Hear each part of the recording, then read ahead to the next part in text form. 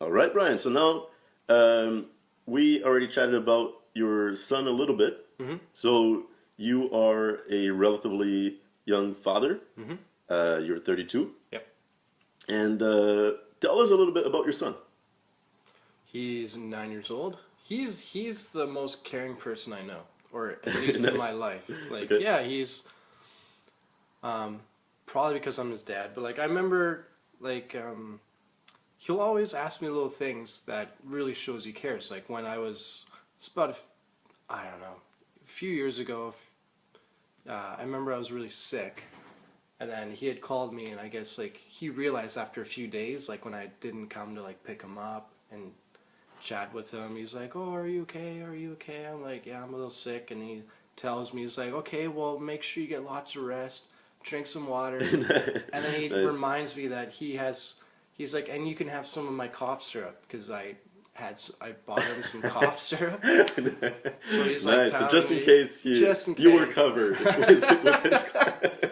With children's Just in case you cough didn't syrup. have your cough syrup. Nice. Exactly, yeah. Excellent. That's so cool. Yeah. No, I think that I've only seen him in pictures. Mm-hmm. So far, he looks like a very handsome young fellow, Mm-hmm. and I'd love to meet him one day. Yeah, that'd be good.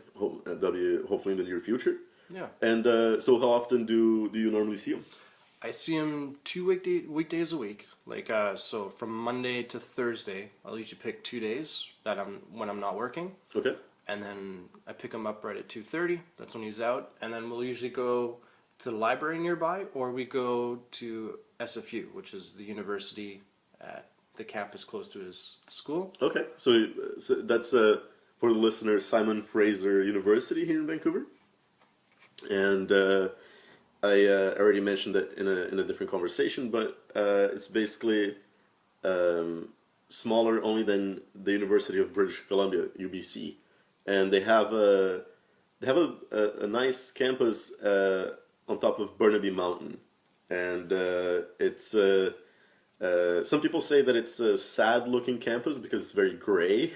Yeah, that's great. Yeah. But Yeah. but at the same time, like I personally find it beautiful. Yeah. It's perhaps not as green as UBC. UBC is also larger, Mm-hmm. and UBC is right at the ocean, so Exactly. Yeah. you get some beautiful views there as well. But Simon Fraser University, I find it nice as well.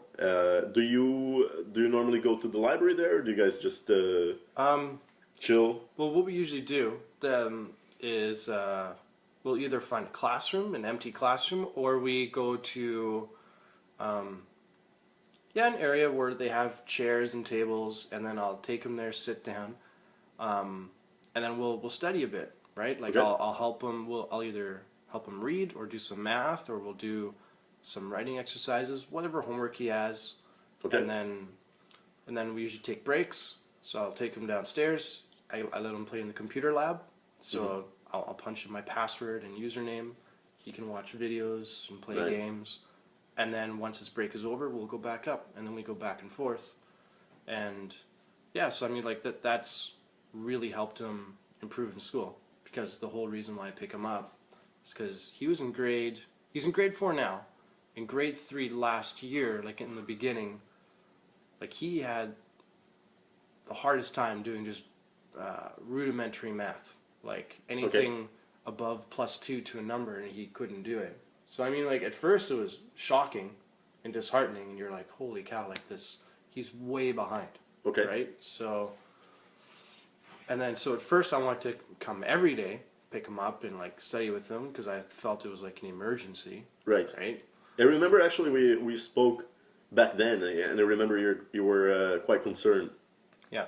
So Yeah. that's good to hear that things have progressed. Oh yeah. Awesome. Oh yeah. It's been at least over a year, and we've been consistently doing it, right? I mean, like Cool. there'll be Okay. only a couple weeks where, for whatever reason, either I'm stressed out or exhausted, and I just don't have the time. But I always try to read with them at least a little bit, and I have flashcards doing with math. So I mean, like, it's steady work, right? I mean, like, so Yeah, I think that's so important, and especially doing it almost on a daily basis or at least a few times a week. Exactly. And it's the same with languages. You know, I think that, for instance, the more, if you're learning a language, or even if you already know the language but you want to continue improving in it, basically, if we don't practice often, we just start forgetting stuff. We get rusty, Exactly. right? And math is just the same thing. Practice makes perfect. Yeah, that's what I thought. I mean, like his teachers thought he would never catch up. Period. And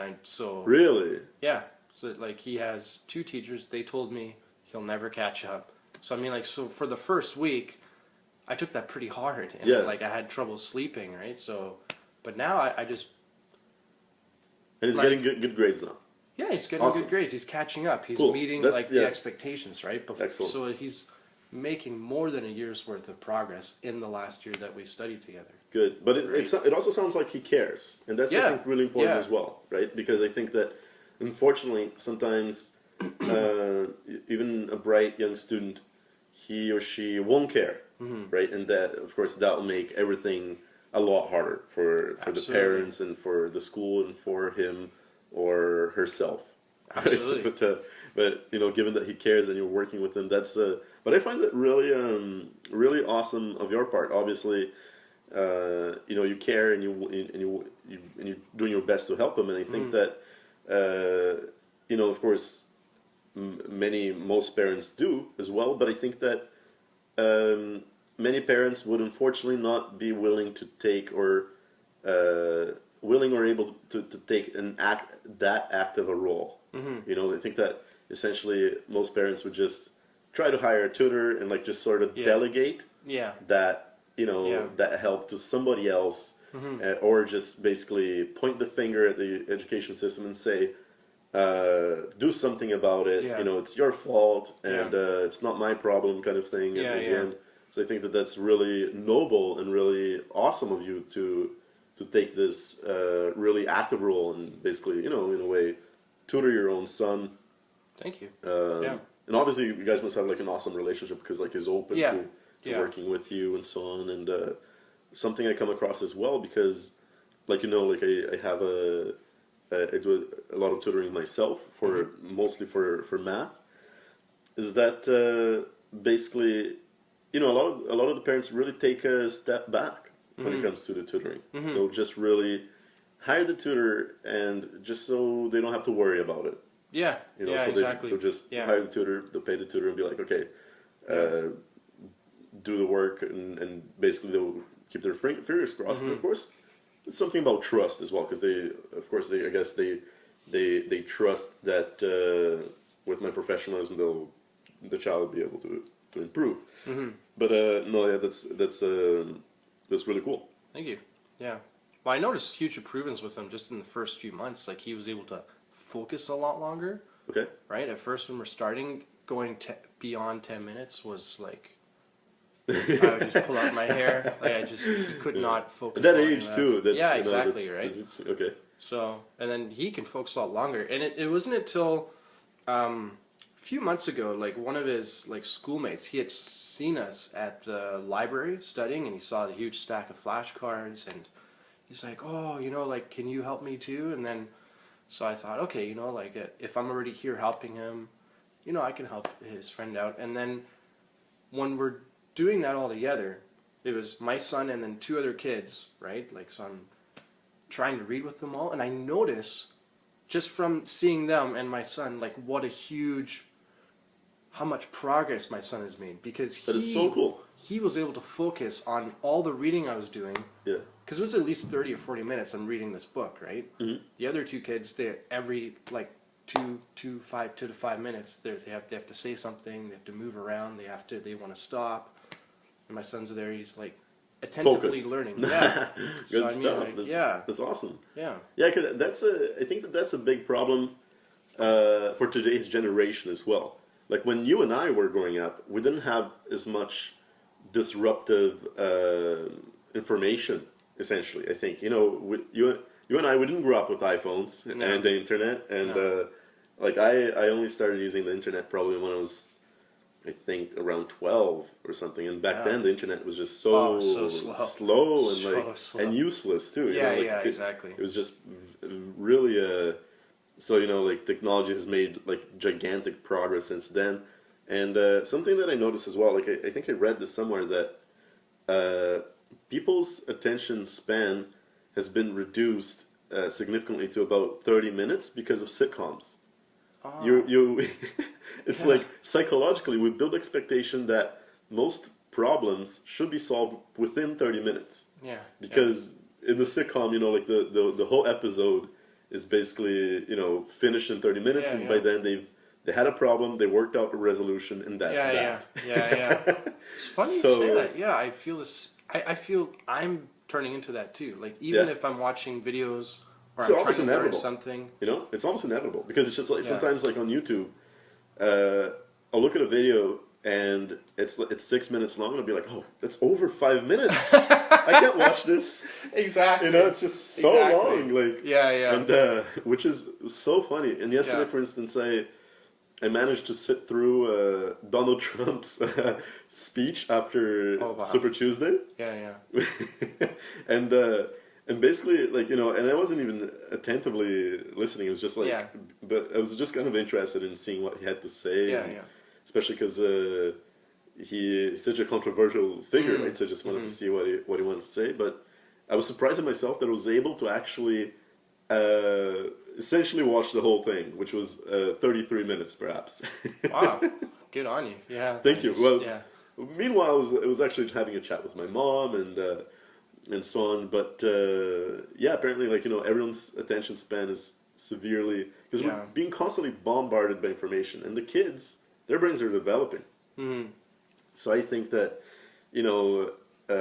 whoever's 9, 10 years old today, their attention span is going to be a lot shorter, like in the long run too, probably, than our generation or even 20-year-olds. Although 20-year-olds have been,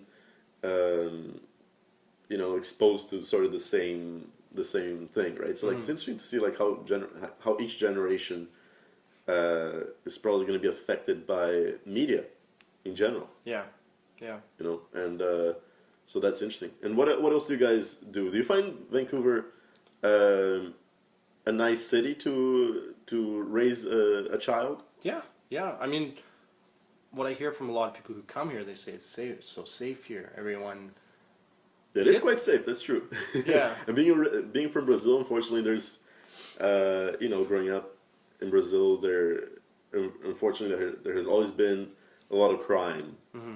Right, so the first time I came here, I was actually 15 years old, and I was just basically so impressed at how safe the city was and how my homestay family, the mom, she would just basically leave the car with the door open, and I thought, wow, like, are you seriously gonna do that? And she said, yeah, of course.